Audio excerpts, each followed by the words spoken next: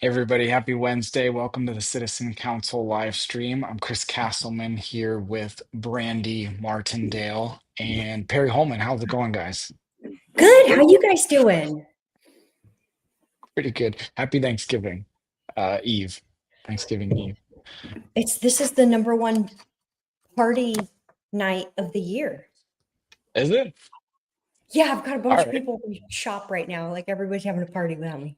Because all my neighbors and friends just showed up. I guess they wanted to come to my house, so they're out there hanging out with my husband.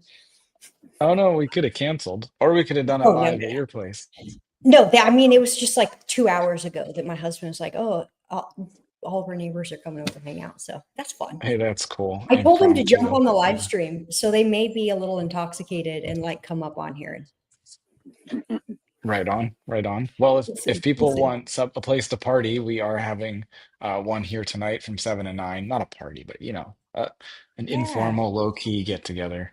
Every Yeah. Wednesday night, 7 to 9 p.m. at our headquarters, 3229 Broadway. We're actually moving 2 doors down to Suite F. I think it's Oh, F. It's really? just a couple doors down. Yeah. We Okay. we've been so successful at having people come in that it advertised the place and it got rented. So we're moving to another vacant one and there's other places we're working on. We're trying to find a place for all of next year is actually what we're trying to do and like sign a full lease. So, but Cool. same shopping center. So, Very um, cool. but yeah. So Perry, how's your week been? Any crime updates? Uh, no, not really. Nothing outrageous anyway.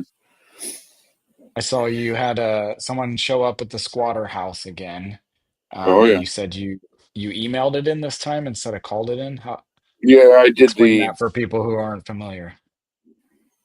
Coos Bay has an online reporting uh, page you can go to and fill out non-emergency crimes or whatever. And so I just put the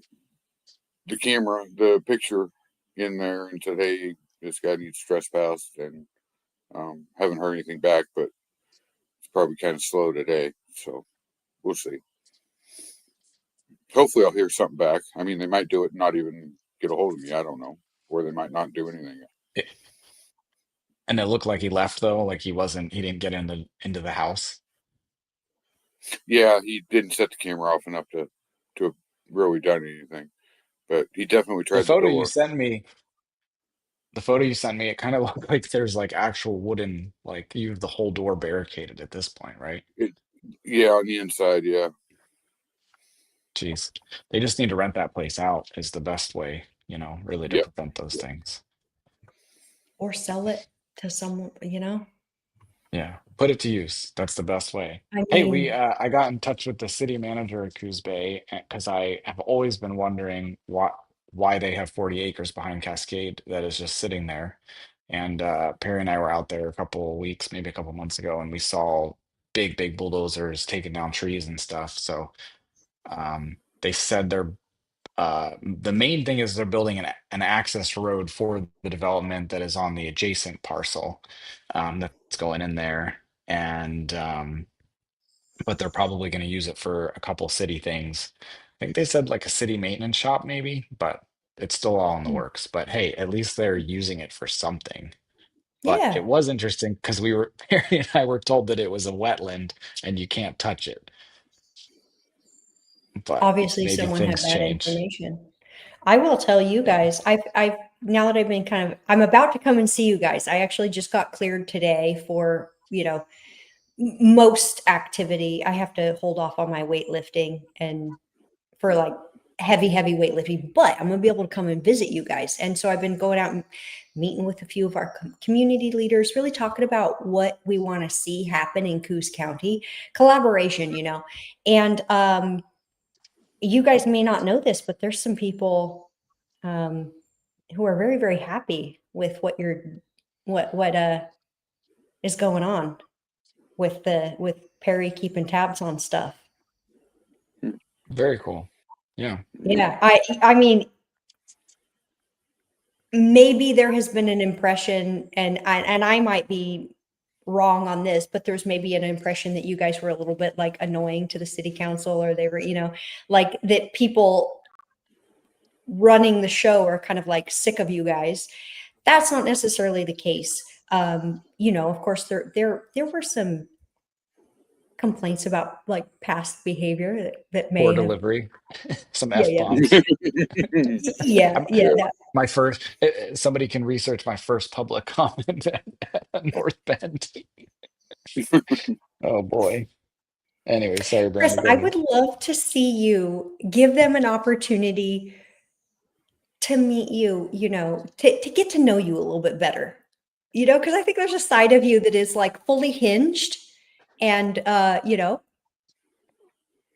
Yeah. it's a lot of it is well deserved also. Um, being told that we're liars and what we see isn't true, and over and over and over again. Yeah. So the stuff with the Nancy Devereaux Center, I think it's important for everyone to recognize that that was extremely contentious and people were pissed because there was a lot of sweeping stuff under the rug. And the thing is, it like some people are like, not everyone is on the same page in these leadership positions. And so there's people who side with you guys and people who kind of don't. But I think lately, as the problem has evolved, because if we go back a year ago, the cultural attitude toward homelessness has shifted a lot since then. Like, people have come to see that a lot of these people are legitimate problems. This is not just you guys being assholes. Excuse my language, but this is not just you guys being meanies. That this was a real issue. That has maybe come to light a little bit better. But what you guys are doing, trying to keep the homeless people out of homes, keeping the parks cleaned up, it is being recognized, and it's appreciated because you guys are doing stuff that city and law enforcement can't do because their hands are tied by the state.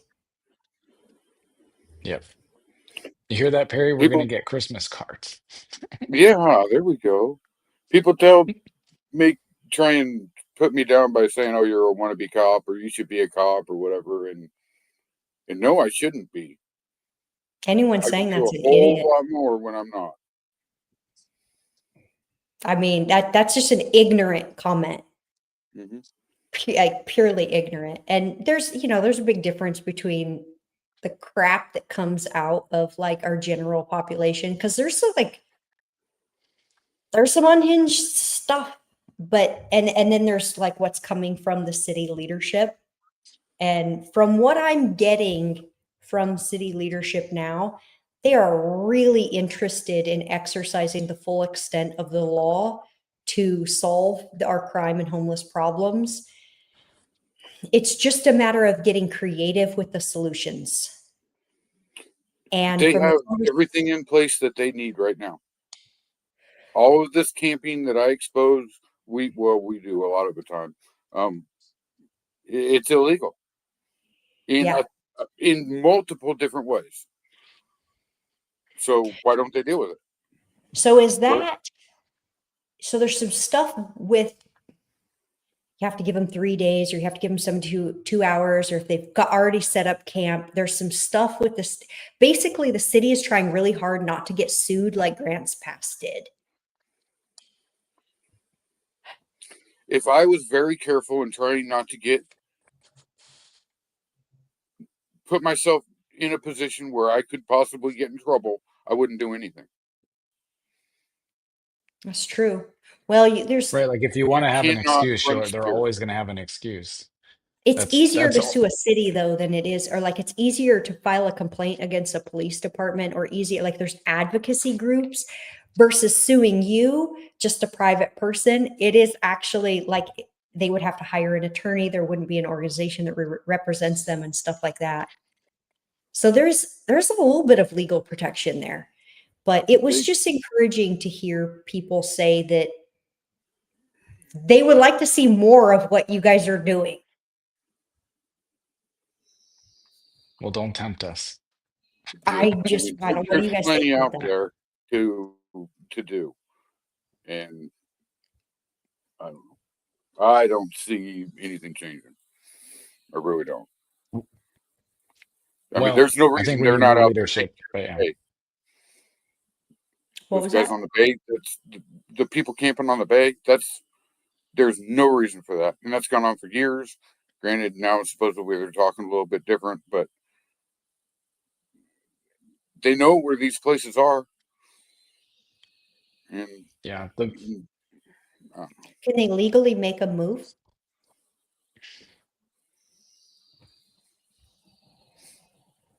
they need to go after. To me, it's to the point. Just go after the landowners. Just hit them hard. So if I'm there is, so yeah, if over there's it. ordinance violations might be a way to do it. So the thing that I kind of, faced when I'm going to the city council, talk to the mayor and all that, and chief of police, and you just hit this wall, right? You're talking all the legal stuff. You hit this wall, and essentially what I proposed is like, look, if you guys don't have the answer, and that's not judgmental, it's just literally like a fact, it's factual. You don't have the answer, and you believe that that you've looked into every avenue. Like, why don't we have a committee with a lot of citizens on the committee, like normal people, business people, people who live in some of these hot areas of town, and see what they come up with? Worst case scenario, we're still in That's the a good idea. same position, but at least you've shown the public all your evidence, all your research, and then you've brainstormed with them and you gave it a shot. And worst case scenario, we don't have a solution, but you built more of a public trust. Yeah. And they actually liked that idea.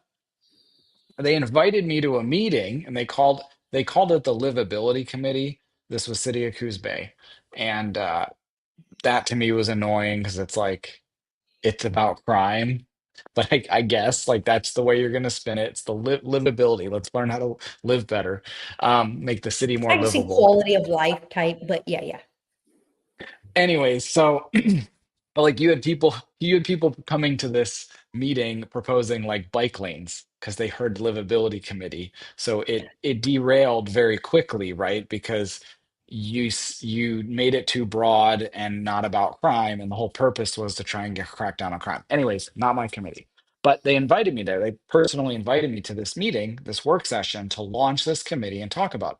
So I go in there and I was running for commissioner at the time, and this argument erupts on the city council essentially about uh, the fact that I'm using this to help my campaign, that this would benefit my campaign if I was placed on this committee.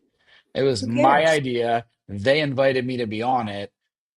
So I declined, and that was the meeting. That was the one that I got kicked out of. That I got escorted out by the police because I wouldn't apparently shut up, even though I was very validly voicing my discontent for the ridiculousness of the whole thing. The whole thing. What I just explained. I wasn't talking too long or too loud. I was just trying to explain that that is like absolutely absurd and you guys won't actually solve anything and you missed the point. And here we are. What is this like almost 2 years later? The committee has done nothing towards crime. Look around us. Haven't heard anything from Um, it. Nothing, and they have not nothing built the has public changed. trust. Yeah, and they made the committee with like 15 people, but it was mostly from the city. Anyways, um, Did, Rob, did you want to? No, I was gonna have Rob on the show to talk about the tax petition, but he's feeling under the weather. He's got a bad headache, so which is the worst. So thanks, Rob. Um, but yeah, like Perry just said, they haven't done anything. I mean, they've done things like. I don't want to say that they're not out there like doing their job. They're going to work. The police are going to work. Public works are going to work. The city council's meeting. Like everybody's functioning, but the problem has not been solved. Yeah. And just for me calling it livability committee, like you guys didn't even set yourself up to focus on the real issue. So maybe they made the city more livable. I don't know. I haven't checked lately. Maybe it's more So livable. Yeah. a good test for what Brandy's saying, how true it is, would be the Vega property. He has told Coos Bay that to trespass anybody on the property. So there's nothing holding them back from kicking everybody out of there. And I guarantee you that place is crammed full of people. I mean, I haven't been out there, but um, you need to go look at that Yeah. because that right there, Well, that's the other looking at that property too, it's like the 200 block of North Morrison. It doesn't really exist because it's a forest, but there's, planned roads all through there. And I just didn't quite buy the explanation that it was like if they're camping on that right of way, like where the road is supposed to be. I never quite understood or believed the excuse that that's not actually city property, that belongs to the landowner. And it's like, if that guy started building houses, that would be a road and it would be a sidewalk and a road and it would absolutely be city property. So I don't know. That was kind of crap. the So. police are being hamstrung by somebody in the city. They're being told they can't do something. I don't know what, and I don't know by who, but the police are not. The police can do more than what they're doing, and for some reason they're not. So I I don't know what they're saying that's so good about it, but and their wording's changed, but it's it's still fishy. I wonder if Well, we'd love to chat with them and love to have them on the show if they want to come on. We've stopped going to meetings and stopped bothering them because they've been useless. I'm not going to sit there and do that for years and years and think that it's working. So we've gone back to the drawing board and started at the very lowest level, and we're uh, building a large group slowly uh, to actually tackle these and get new people elected. That's all the stuff I've been doing with the Republican Party, and I've been working outside the Republican Party as well to get more people involved in politics, more people involved in the elections. Honestly, that's going to make way bigger waves than me going and screaming for 3 minutes at a city council meeting. So, yeah, um, no. Yeah. And It would be cool if Chris would come on here and talk to us a little bit about what is holding them back, like specifically what their roadblocks are. That would be cool. I oh, mean, it's, I know what those legal roadblocks. Yeah, that's pretty you simple. mean the police chief, Chapinar? yeah. Yeah. He has offered to be on the show. Um, I just want to make best use of his time and also not. I want it to be good. I don't want it to just be a random conversation. I think it'd be pretty cool to do an interview with him sometime. I enjoy I speaking would with him really and like to hear, I've been meaning to go talk to him. I would really like to hear from his perspective what needs to change to make their policing more effective. I mean, they're all going to say the jail and prosecutors. I Hmm. mean, that's why I ran for commissioner. Why would some guy who just moved to the area with no political experience run for commissioner? Why? It's insane. Well, because it was the only window to do it that would have actually stopped the defunding of our jail and prosecutor's office. Bob Main was not going to block that. Drew Farmer was not going to block it. And I proved that, or they proved it by doing that. It was a 1-2 punch. Bob last December voted to defund the jail and prosecutor's office, and Drew this spring voted to gut even more. So they had no ideas and no plan and no other no other decision. That was the decision they made. And it's like Yeah. I mean, how the hell are we ever gonna come back from that? Even if somehow we came up with some new revenue source, it would take at least 5 to 10 years to get that revenue, get it in, get people hired, get it functioning. I mean, you, it's insane. We missed a huge window, and people don't even realize it, and they still give me shit for running. Why'd you run against Bob Mean? He was a good guy. Do you want to jail or not? Like, I would We're have going made to it have to happen. get, well, here's the thing. The jail relies on a levy. The jail literally relies on property owners saying, yeah, I'll pay more taxes for this. Currently, Unless we got something going like we tried to They do. But it could have they used worked, to but the jail's funded from temporary sources, ONC lands. You know, that's where the jail got all its money from, and all the consistent revenue that goes for the other stuff. but we're gonna keep we trying. That gotta, doesn't just because it yeah, didn't work doesn't mean we're gonna give up. But we've got a big hill to climb now. looking at things that we can do that are not a jail. Just making our area culturally unattractive to unsavory folks. And we have like beaten this horse to death, right? Stop feeding people who steal from your neighbors. I see a cultural shift there.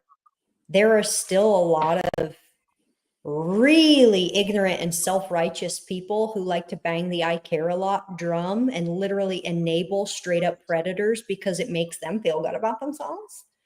Yep. But I have seen those people get quieter and quieter. So I sense a cultural shift. Brainstorming what things we can do to make this place, to make Coos County unattractive for people who don't earn their own living, or I don't know why I say it that way, but people who come here Hoodlums, to victimize. Yeah. So Predators. Like, bums, criminals, and junkies. so I drive through Brookings pretty regular, and granted, that's only what you can see as you're driving through. We know about all the people in the woods camping, but it's gotten worse there. Along 101, there's tents that do not move; they stay there. Um, so keeping these people that want to camp wherever moving and unable to get comfortable is a good start because they can go to Brookings. yeah. They can get all the Yeah. free food they want, and from the looks of it, they can pick any piece of grass they want and camp on it. I don't know what their ordinance Bus are tickets. for it, but that's when you. I mean, there's probably 10 tents along 101 that have not moved for months. Keep Wow. sending them south to California. Keep sending bus ticket. And now is a great time to buy people bus tickets south because it's getting cold here. So they might take them.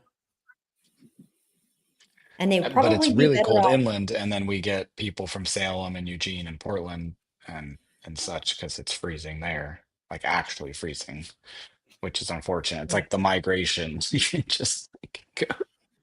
Anyways. Yeah. Well, we'll keep trying all the different avenues, but it's And gonna take a lot of that's the thing. people. Yeah, solutions. Um, Not many people are trying to find any solutions, and that's another problem. Um, and When I lived in New York City, the places where you are not supposed to put your body were covered in spikes. And hard, when hard to do when I that in the first, woods. well, that's true. Yeah. Around parks, around places like that. But it's, I guess people kind of look at it and say, well, that's cruel. You know what's cruel is making people like walk by a group of it's I don't want to be too specific and like stereotype and stuff, but like as a little tiny woman living in New York City, I'm kind of glad that there were no loitering, because there weren't like gangs of just random people hanging out loitering. You have to, I don't know. I mean, it's Manhattan, so it's a completely different environment, but there's stuff you can do to make your place. And it's tough because people see it and they're like, well, that's antisocial, that's inhumane, that's cruel treatment. And like, we're running up against that wall of like, you are sympathizing with a freaking abuser. Like, these are not the people who deserve your care. There are plenty of Well, people in I the mean, community that have to be cared for. enabling people to live homeless, on the streets for 20 years, is inhumane, right? Like enabling It's them so horrible. that they never really get out of that situation. That's not great. Enabling them to use drugs until their brain is so fried that they will never be able to string a full sentence together for the rest of their life. But Yeah. but that's the trick. You help somebody and then don't know what happens to them after that, and don't care, because Yeah, what you have done to that person doesn't matter. It only matters what you think you're doing. you're right. So they get to walk away with all those positive emotions. I'm such a Mhm. good person. I gave this guy Yep, I 20 gave him bucks, five and dollars. 10 minutes later he overdosed. But I made that guy's life better. Yep, you sure did. Yep. Yeah. But I'd rather There's solutions, you know. and There's and I'd ways. rather all these camps be in downtown Coos Bay. That way, Instead of in the woods, so people would have to see the, them. the embarrassment is right there for everybody to see, and the city cannot deny it or or act like it doesn't, or whatever they're doing. Yeah. Well, that's why I'm always conflicted about these cleanups that they do. I was really excited about the Lakeside one because I think they are intent on permanently solving that problem. It got canceled or postponed or something, so to be continued. But the other ones around like Coos Bay and North Bend and stuff, and it's like there's no solution, there's no permanent prevention to what causes all the garbage to accumulate. So just removing it, like it literally makes it look like we don't really have a really like a bum infestation. And we do. So, but you have a team of volunteers that go out every month or maybe even more frequently than that, and they clean up the parks and other areas around the community, which is amazing. It's amazing that people do that. But yeah, like then it's pretty much covering up and hiding for the fact that we have a major issue around here. So, I think it's um, better that they clean it up.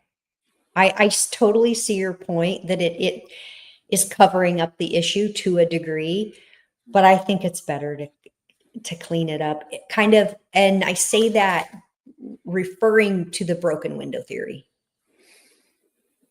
that kind of crime begets crime, destruction begets destruction. Like, true, it's true. not Or an like ideal situation. it's Like, there is no, like ideal situation, but maybe that public awareness could be created just by making sure that there's proper documentation. Maybe even getting these organizations in on making sure that there's documentation and that the public knows, that they're showing the public, like, look at what these people are doing. yeah. I will say that some of the people in that organization that 2 years ago were very standoffish around me and kind of were like that, Chris doesn't know what he's talking about. Now I see them online making comments that like, no, this is a really bad problem. Whereas like 2 years ago they wouldn't have said Yes. anything, and now they're like, no, this is really bad, and we can't just keep cleaning it up. Like I'm Yes. gonna keep doing it, Yes. but we can't just keep doing this. I'm That's the getting some culture change comments. that I'm talking about. There is a change. We need a lot more change, but it's there. Should be on Public Works. Public Works I've does been saying the actually city clean up a lot. I think they do clean up a lot. Yeah, Well, I can't say a lot, but they do as much as they get can. involved, I guess. And outside the city limits, I know John Sweet has mentioned before that there are economic development funds that can help clean up properties. Those funds are earmarked specifically for things like that. They can be used to help clean up properties. So if you have a private property that is just completely infested and you need help, that might be an option. People can reach out to John Sweet at the county. Um, What's that? Brandy Can looks like you she had a just thought. George says no, put 'cause them no, all. I have someone that The I'm gonna refer Economic to. Development Fund. We got to wait I for the believe it's called the landowner Economic to die, Development but Fund. no one will miss him when he's gone. It's morbid. George I'm says not put them even all on the thinking about boardwalk, it. where all the city council have to see them daily. I agree. I've said that for Coos Bay and North Bend. North Bend should have them all around City Hall, you know. Same thing. Like Coos Bay could put them in the parking lot under City Hall. And then they'd have, shelter. That would be that would be empathetic. From what I understand, they want them gone. They just don't know how to do it without getting the city sued by these activist organizations. It You got to be more aggressive. You just have to be more aggressive. I think you're right, Perry. We have to push the boundaries of what we can legally get away with and just kind of like take the chance. Well, you don't have to be nice to them. They're not nice unless you're handing them a sandwich. They're not nice. You're And correct. so why do we have to be nice back? We don't. So Yeah, I would say like 9 out of 10 of them are not nice, unless you're being really nice to them. yeah. But yeah, So the moment you're like, what? the reason they won't camp in the legal camping with the city ordinance is because they have to be up in the morning and they have these time frame where they got to obey the ordinance. They do not want that. They've said it a million times. Everybody we talk to, oh no, we have to Yep. do this and do that. Well, so you're going to do it There's illegally. rules. That's what people don't understand is that these people choose to live like this because, well, the people who do choose, because I do believe that a lot of these people lack the mental facility to even like self-sustain. But for the people who make this choice to live like this, they are living like this because they don't want to abide by rules.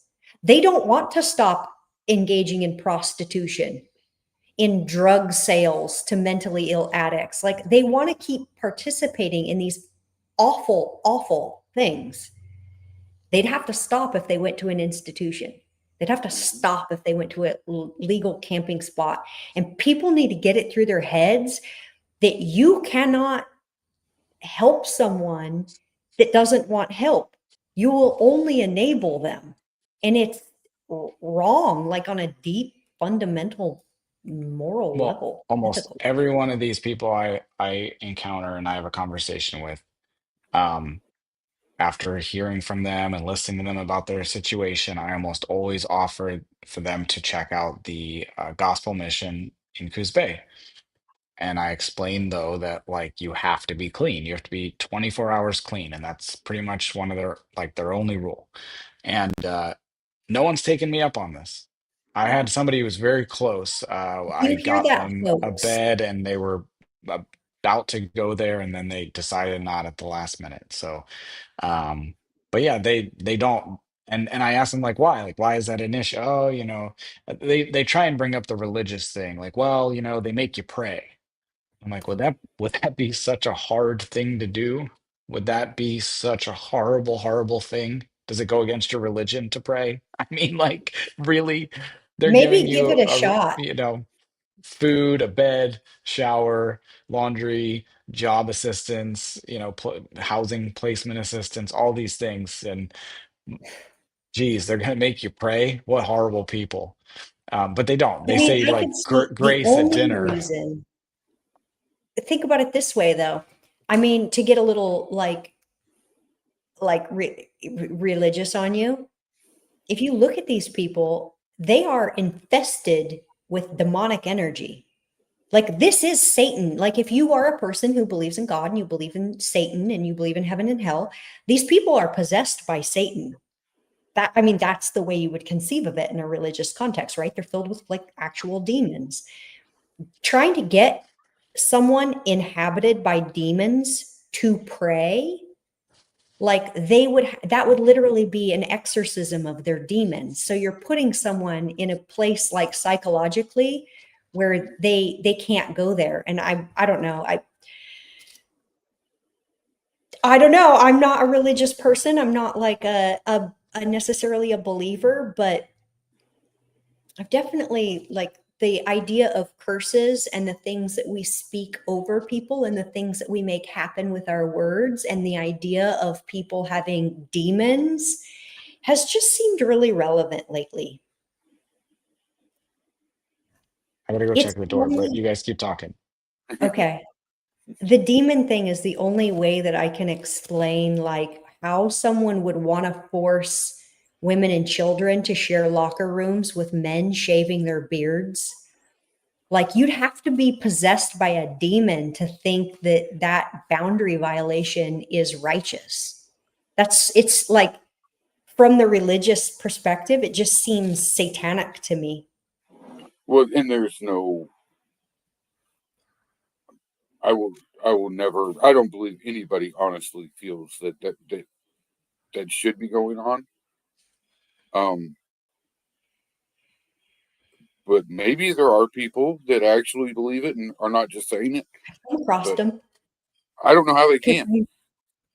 I'm pretty loud in the women's rights spaces when it comes to women's rights to like lately. I never considered myself a feminist, but when we started having men take women's trophies, awards, the Olympics like broke me. Watching that man pummel that woman and win a gold medal for beating up a woman, clearly a male. Like, they tried to pass him off. And if people are wondering, no, women are not men with micro penises. But I guess the person had ambiguous anatomy as a child. It was a dude. And so I find myself becoming like this contemporary feminist in a way that I never even could have conceived of, advocating for sex-based spaces, women, female only spaces. And the amount of shit, like, there are people that come out of the woodwork and are like really strongly calling me a bigot, hateful, transphobic, because I'm advocating for sex divided spaces. And Spaces there's no logical way to defend that stance. So you're going to take what one person wants over what 99% of everybody else wants. There's no logical way to make it make sense. Sounds selfish to me. It's misogyny. It is. When the emotions of a mentally ill man are placed above a woman who simply wants a same-sex space to change her clothing, you are living in a very misogynistic situation. And boy, has it been fun to bring that up, because I do, I have a sociology degree, so I speak the dark language. It's just fun to be able to like rub their faces in it and when the opportunity comes up. But yeah, those people are real. And the only way I can explain it is like, are you possessed by a demon? It's I pretty don't insane. know. Never would have thought, like, when I was in high school or college, if they were like, someday you'll have men taking women's spots on the female podium, like on the, I ran cross country, so like you'll have three runners, first, second, and third, and one of them will be a man and the other two will be a woman. You'd be like, oh, so like a co-ed thing, and they'd be like, no, no, no. And you have to call that person a woman, even though they've got a dong. You You have to have to say that ignore they're a every woman. instinct that has been handed down to you by tens of thousands of years of your evolutionary ancestors that have trained you to recognize a dangerous person and respond appropriately. And now you're supposed to ignore that Applaud because it. inclusion Yeah, and they that's wild. The trailblazing. level of gaslighting, I'm telling you, like, again, I am not a Yeah. religious person, but the level of demonic forces that it's just, I don't know how else do you Well, I think describe it's it? woken a lot of people up. I mean, the only silver lining that I could think of is that it's woken a lot of people up, and I think you see that a lot with Kirk's organization Turning Point. Um, the impact that had. I think we forget that that just happened just a couple months ago, and how Yeah, insane that was that he was assassinated. And I cannot tell you how many people came out of the woodwork for that, for some of the events that happened around the area, and for I still hear people talk about it. I run into people like this gas tax petition thing brought so many people in here, and I'm like, how do I know? Like, I recognize you. How do I know you? And they're like, oh, I was at the Charlie Kirk vigil, and it's like, wow, like, uh, so brought a lot of people together, and we're actually planning an event in January. Um, cool. I don't remember the dates. The end of January, like the last week. Nice. Wednesday, Thursday, and Friday, we're gonna have Turning Point actually coming here. We've got a bunch of speakers lined up. I can't say who they are yet, but like some serious people coming here, and some places booked already. It's going to be a real big thing. So Very cool. I think 2026 will be Coos County's turning point, hopefully. You I know, hope so. I really like do hope so. people I think are hopefully starting to wake up. So that's what we have to look I know a forward lot to. of Democrats who saw the way people responded to the assassination, and I know I wouldn't call them friends, but a couple of people have exited my life over it. A couple of, well, should I rephrase that? That's nuts. A couple of people were exited from my life, but you know what? For those couple of people that I had to say goodbye to, I have welcomed dozens more top quality people who care about the people around them and have a solid moral compass that I can identify with, that would never celebrate the death of a person who was simply exercising his First Amendment right. And so for every one you lose, you can gain quite a few more. And I would not trade the people that I've met through that for anything. And I hope, I was just having a client session today where we were talking about finding the silver lining, finding the gratitude in our suffering. And I think one of the really, really positive things that has come out of an unbelievable tragedy has been how many people it brought together. And I hope that gives some comfort, you know? I think we'll see it in January. If what we're planning is successful, and we we get to the finish line, I think people will really see something special around here, and it'll be Yeah. encouraging, and it should lead hopefully right into the May election. I would Yeah, honestly like to see people keep it off of our local Facebook pages or turn off comments. I am so sick of reading nastiness. insane. Like, and I cannot stress enough, your names are attached to your comments. I can see where you work. I know who you are. Like, Yep. The one guy I saw, I'm like, I recognize that name. And he was like commenting against the Charlie Kirk thing, like the Turning Point event happening in January, saying he does not want it to come here to Coos County. And he was like, dislike, and yeah, like a toddler, like dislike. weird. And I was like, who? I'm like, John Atkinson. Like, why do I recognize that name? And I click on it. He's the director of student conduct at SWAC. He's the guy who, I'm sorry, but let what me phrase this so I the don't get sued. He investigated alleged sexual assaults, uh, alleged against Curtis Buell, that happened since he's been there, as a GED director.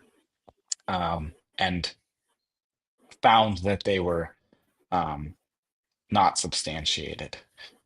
That was his opinion.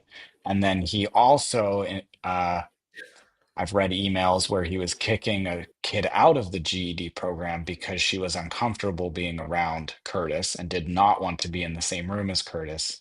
And he essentially was saying that that's not acceptable, that that's not possible, that you have to be in the room with him, and that's just tough. So, yep, that Oh, John look, a man Atkinson. who doesn't So, respect women's boundaries also has a problem with freedom of speech. Why are we noticing that these people tick all the boxes that they accuse their opponents of? yep. And why is a student administrator, a professional at our college having a problem with freedom of speech and freedom of association? I would John Atkinson's, I would love to get a phone call from you, and I would love to hear your He's explanation.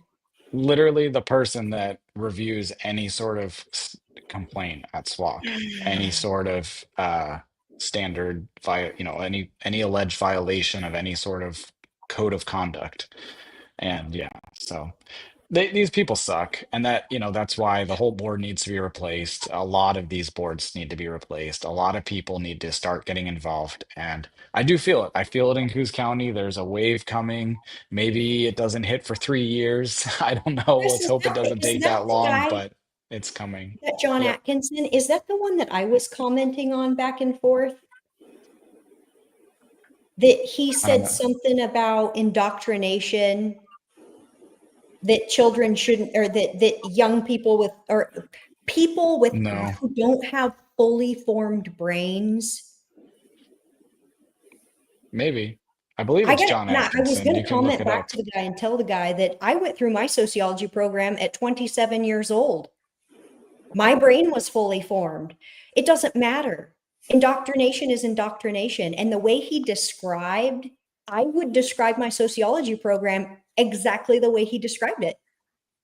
Was I indoctrinated to ideologies? Absolutely. Absolutely. And I was not given information to counter the narrative that they were pushing on us. This is the way the world is. This is the way you view the world. And when I would look at research, I would feel this, like, I called it anxiety. It wasn't anxiety. It was me looking at data and seeing the missing pieces, seeing all the things that they didn't measure and the conclusions that they came to without taking into consideration confounding variables and doing proper regression analysis. And I felt that in my soul.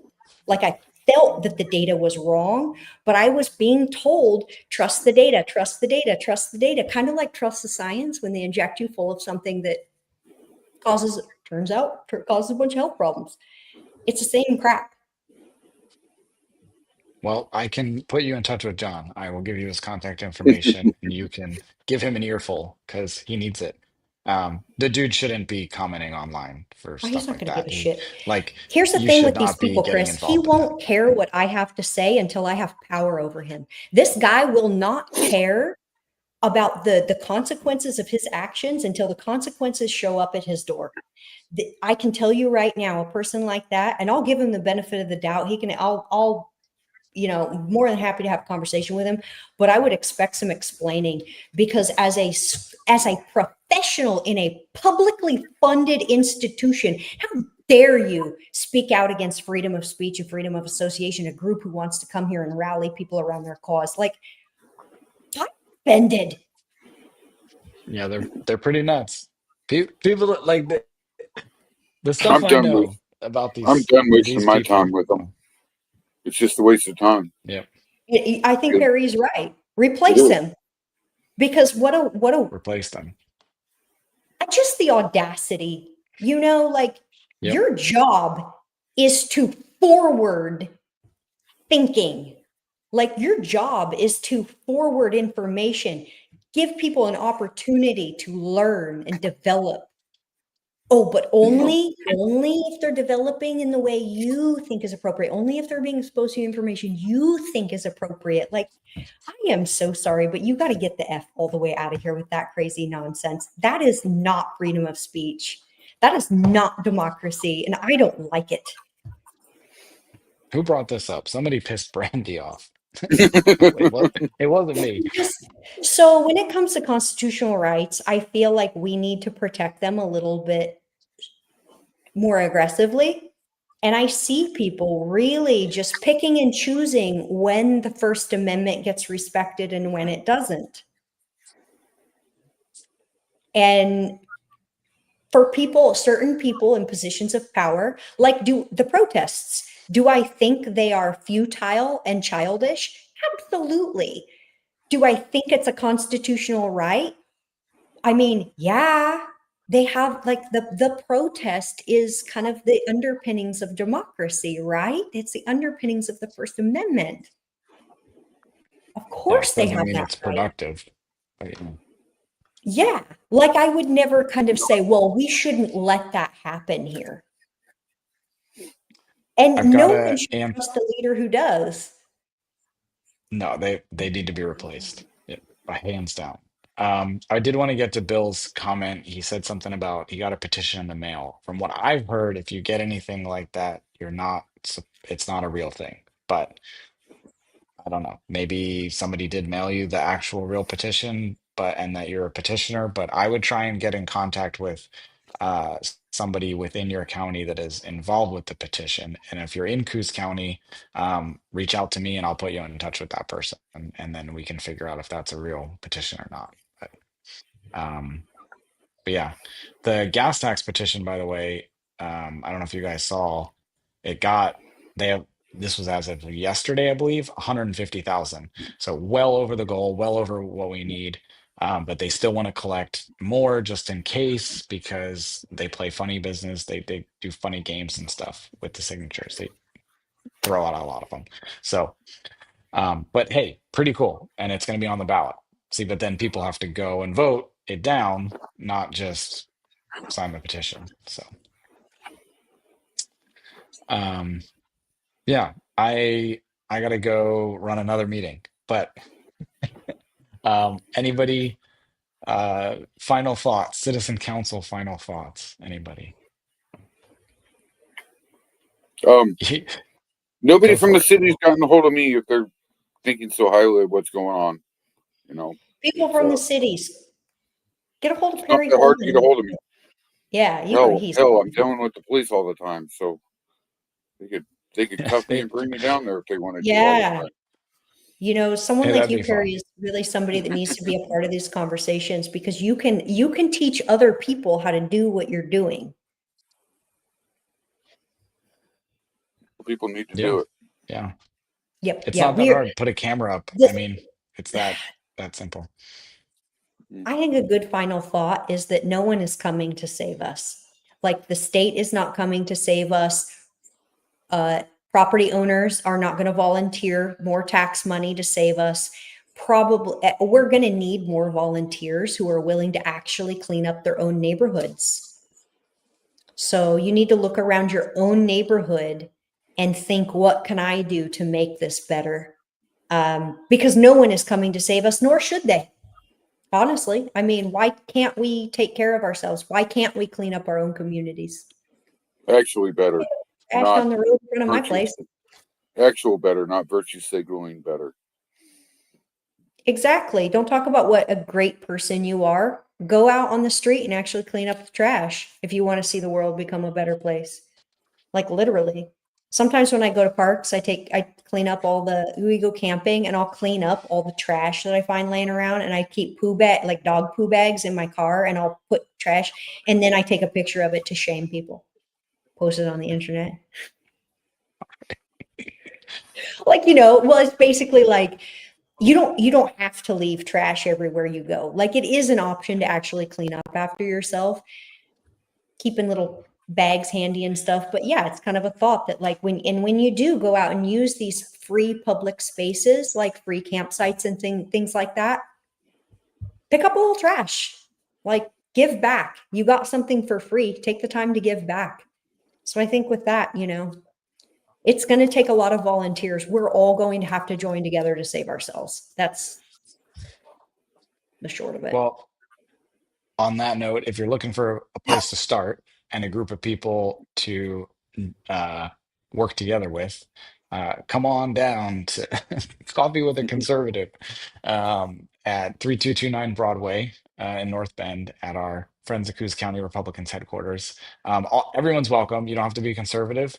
You just have to be sane, rational, and constructive. There you go, constructive. So uh, come meet with us and chat, just like we've been chatting for the past hour and trying to figure things out, brainstorm ideas, network. That's what we're all about. And we're actually here. So that's every Saturday, 8 to 11. We're here every Wednesday, 7 to 9. Informal hangout, food and drinks.